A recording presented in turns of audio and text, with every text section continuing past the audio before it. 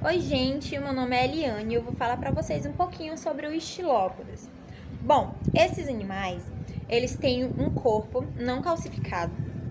Os seus segmentos, eles não são difundidos um no outro, como no caso dos diplópodes, e cada segmento do animal vai sair apenas um par de pernas, diferentemente dos diplópodes, que foi o grupo que eu falei anteriormente com vocês, que vai sair 2 pares de pernas de cada segmento. Bom, a movimentação desse animal também é em forma de zigue-zague. E eles vão possuir antenas, mandíbulas, maxilares e olhos simples. E eles vão ser predadores de pequenos invertebrados. E as capturas desses pequenos invertebrados vão ser por meio das suas garras e do seu veneno, que estão inseridos nas garras, justamente para imobilizar o animal e conseguir ingeri-lo. Eles têm glândulas especiais pelo seu corpo que vão liberar toxinas, veneno, por todo o seu corpo como uma forma de autodefesa. E eles também vão se enrolar no seu próprio corpo, assim como os diplópodes também fazem, também como uma forma de autodefesa. O seu processo respiratório, ele é traqueal e tem um dos segmentos do corpo desse animal que vai ser especializado para os órgãos genitais, tá? Tem um dos segmentos que vão ser especializados para a reprodução. E assim como os diplópodes, eles também preferem locais escuros e úmidos, porque é justamente embaixo desses tipos de locais dos seus habitats que vão estar a sua forma de alimentação, que também são plantas podres, plantas que já caíram, folhas que já caíram, e também a questão dos pequenos invertebrados que eles também vão ingerir. Oi, gente, meu nome é Eliane e eu tô aqui para falar para vocês um pouquinho sobre os diplópodes. Bom, os diplópodes, eles têm o corpo dividido em segmentos que são fundidos e chamados de diplosegmentos. A partir de cada segmento que um diplópode tem, cada segmento dele vai sair 2 pares de perna, de cada segmento dele, tá? E esses segmentos, eles são fundidos um no outro. O corpo desse animal, ele vai ser reforçado por cálcio e carbono. E a sua locomoção vai ser em zigue-zague. É um tipo de bichinho que vai ter... que vai preferir, ficar em locais escuros e úmidos, justamente porque esse tipo de ambiente vai facilitar a obtenção da alimentação dele, porque eles se alimentam de plantas mortas, de pequenos bichinhos, como vermes, caracóis e pequenos artrópodes. E é justamente nesses locais úmidos e secos, como debaixo de uma pedra, em um tronco que já está podre, que eles vão conseguir esse tipo de alimento. Eles têm características de autodefesa muito legais. Quando eles se sentem ameaçados, eles enrolam o seu corpo. E além de ter essa característica de enrolar o corpo para poder se proteger de quem está querendo predá-lo, ele também vai liberar algumas toxinas e fluidos por algumas glândulas especiais que ele tem no seu corpo, que vão produzir essas toxinas e esses fluidos para poder ele conseguir não ser consumido pelo outro animal que está querendo matar ele. Então, essas glândulas especiais, elas vão servir para a autodefesa do animal. Vão produzir essas toxinas e esses fluidos, e assim ele vai conseguir com que o animal que está querendo ingeri-lo não consiga, justamente porque no toque, ou mesmo quando estiver tentando, vai ser envenenado. Bom, quando esses animais eles vão se alimentar de outros animais, porque eles não se alimentam apenas só de plantas podres, eles também se alimentam de outros animais pequenos, claro. Mas eles vão utilizar as suas maxilas e as suas garras venenosas para poder ingerir esse animal. Quando eles ingerem esse animal, como é que vai acontecer esse processo de alimentação dentro do corpo dele? Bom, primeiramente, o alimento vai passar pela boca, depois vai passar pelo esôfago e lá vai ficar na moela, que é justamente onde começa a digestão mecânica acontecer, né? A digestão mecânica começa a acontecer lá na moela. E aí, depois que vem essa primeira digestão, vai passar para o intestino, que é onde vai ser absorvido. Bom, gente, hoje eu vou falar um pouquinho para vocês sobre os artrópodas, né? O filo dos artrópodas, em especial sobre o subfilo dos miriápodas, que esse filo ele tá dentro do clado dos traqueatas, junto com o subfilo dos hexápodas. E falando um pouco sobre as características gerais, né, dos indivíduos desse filo dos miriápodas, são conhecidas atualmente cerca de 13 mil espécies e são encontrados tanto em regiões tropicais como temperadas. Daí se dá a grande variedade, né, de espécies. E esses indivíduos, eles podem ser encontrados, né, tanto embaixo de pedras como troncos, embaixo do solo, como também no humus. Eles têm, falando um pouco sobre a sua estrutura corporal, eles são divididos em cabeça e tronco. Não tem a questão da parte do abdômen bem definido.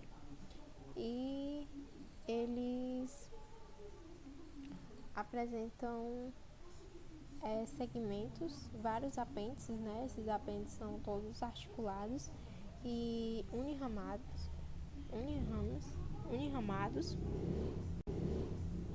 e eles possuem também uma cutícula bem permeável, na qual permite a eles se adaptar tanto a ambientes úmidos como quentes. Podem ser encontrados tanto em desertos, né, como em florestas tropicais. E esses indivíduos também, eles possuem um par de antenas. Os seus olhos, eles são bem diferentes, né? E tem alguma divisãozinha, onde nos grupos dos xilópodas e diplópodas, os olhos, né? Os olhos desses indivíduos são simples, e já no grupos dos sínfilas e dos paurópodas, eles não apresentam olhos. Mas os grupos que apresentam olhos, a gente pode identificar olhos de diferentes cores no céfalo, na região do céfalo, ali próximo às antenas.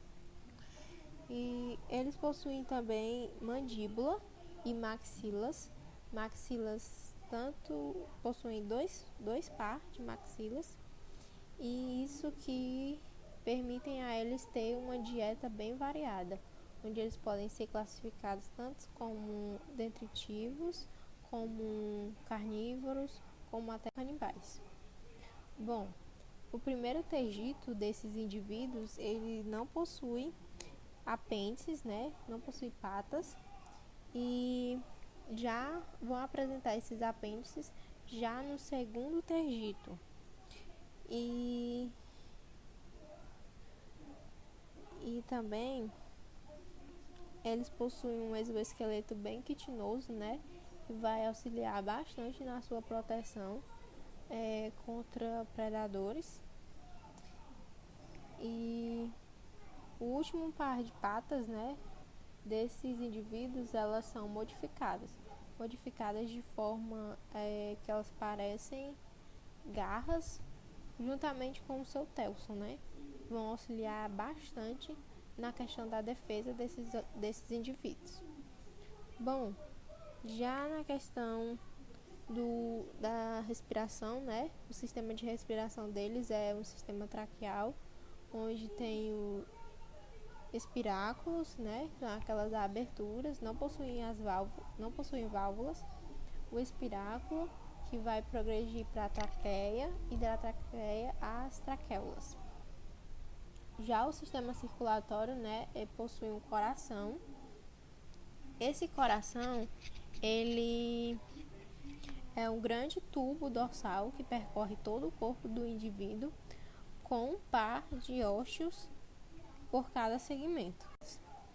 Já a questão da excreção, a excreção ela é feita pelos túbulos de Malpique, que é algo bem conhecido já, né, do filo dos artrópodes, e glândulas coxais.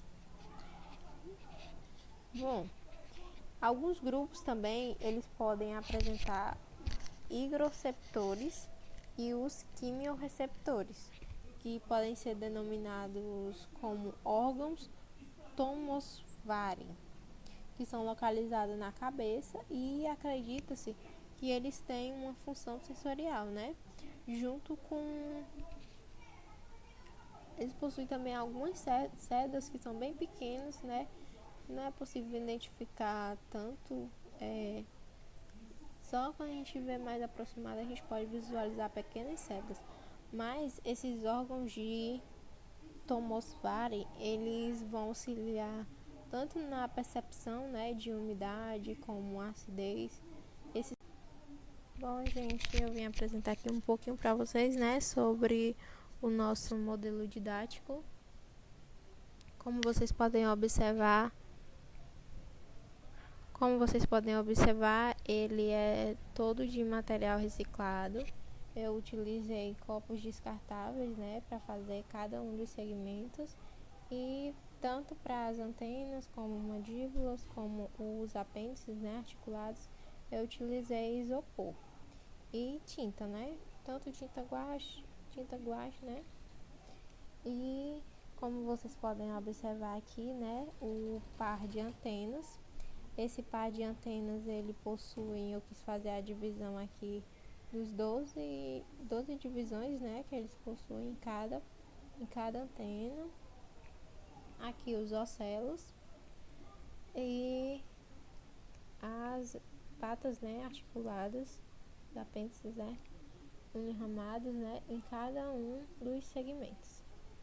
Bom, aqui está representando aquele par de patas modificados, né, que a gente sabe que eles podem ser utilizados para proteção, assim como o telson, né, que também é modificado e vai ajudar também na proteção desses indivíduos. Bom, outra coisa também eu resolvi fazer de copos, né, descartável pela questão da mobilidade, né, porque a gente sabe que esses indivíduos são... Oi, gente, tudo bem? Boa noite. Eu vou falar um pouco aqui para vocês sobre os sinfilas, né, como são popularmente conhecidos. Há alguns anos no Brasil, né, foi registrado uma praga, né, que culminou no extermínio de várias lavouras de milho. E nos anos 70 no Brasil, pela primeira vez, os sinfilos, né, com pragas de culturas, atacando as radículas de arroz em Minas Gerais. No momento, né, no conhecimento geral dos sinfilos, é bem escasso, né, de informações. São poucas as publicações existentes sobre esses pequenos animais, e os que tem, né, eles são baseados em estudos morfológicos e ecológicos de poucas espécies. E as suas espécies mais conhecidas, né, são aquelas de maior relevância econômica, digamos assim.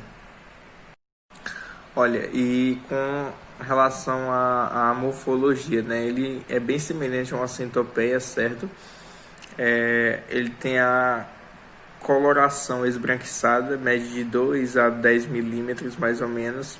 Olha, esse pequeno animal, ele tem bastante agilidade, né, com relação aos seus movimentos. Ele pode chegar até 1 metro abaixo do solo, certo? E pode, o seu corpo, né, ele permite que ele entre facilmente em rachaduras, em qualquer tipo de ambiente mais dificultoso, certo? Sobre a sua alimentação, né, ele se alimenta basicamente de várias coisas, algas, musgos, mas o que realmente, né, impacta para o ser humano, digamos assim, como um produtor, é que ele se alimenta de raízes jovens e sementes de plantas, né? E isso acarreta, digamos assim, um custo para quem planta esse tipo de material. Olha, gente, sobre os paurópodas, certo? Os paurópodas, né, são um pequeno táxon composto por animais noturnos de corpo mole. São distribuídos em regiões temperadas e regiões tropicais também. Embora já tendo considerados como raros, são abundantes em folhiços de florestas, né, sendo conhecidos aproximadamente 500 espécies desses animais. Olha, esses animais, né, eles possuem 2 pares de antenas, têm 9 pares de pernas e são anamórficos, né? Anamórfico significa que os filhotes eles nascem com o número de pares de pernas menores que o do adulto. Eles também são dignatos. Dignatos, né, que significa um par de mandíbula e um par de maxilas.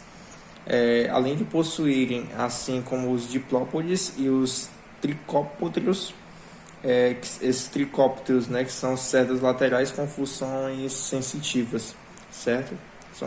Funcionam como se fosse um órgão sensorial para eles.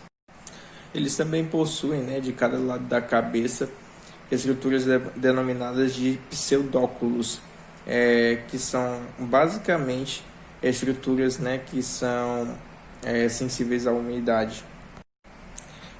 Suas trocas elas são feitas por difusão, né? Não possuem sistema traqueal nem coração, talvez pelo seu pequeno tamanho. Eles são animais dioicos, né? Eles vivem obrigatoriamente em climas úmidos, principalmente em folhiços de florestas. Eles se alimentam de tecidos de vegetais mortos e fungos.